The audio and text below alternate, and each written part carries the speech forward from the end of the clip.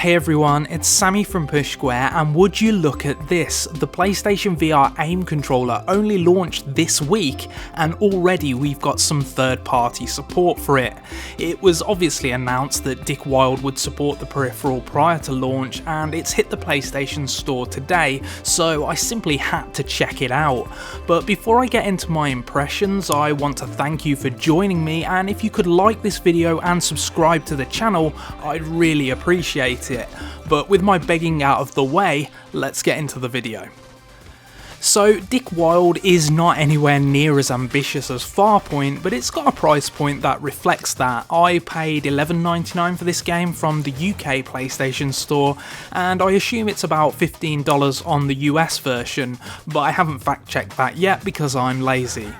The game is basically a stationary shooter where you assume the role of Peter's most wanted man, Dick Wilde, a kind of redneck hunter who likes endangering animals.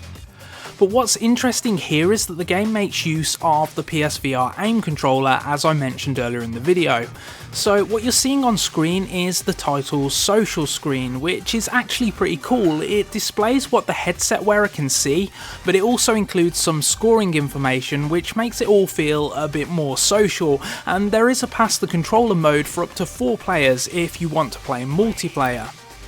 But the cool thing is that the game actually changes a little bit depending on whether you use the PSVR aim controller or the Move.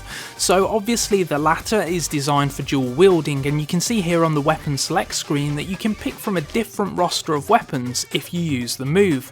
One example is the shotgun, which comes paired with a shield that you don't actually have access to when you use the PSVR aim controller. You might assume that that would upset the balance of the game a bit, but I personally found aiming much easier with the PSVR aim controller in hand, so I think it works itself out. Here's some shotgun gameplay played with the PSVR aim controller, and you can see that while I no longer have access to the shield, I'm still absolutely kicking ass, or trying to at least. Now, this is a very physical game. I don't know if any of you remember Police 24/7 in arcades, I think that was what it was called, but that game required you to basically dodge projectiles by doing squats, and the same is true here. In fact, I can tell you need to be quite active to play this because my legs are aching already from capturing the gameplay. I really need to go to the gym or something.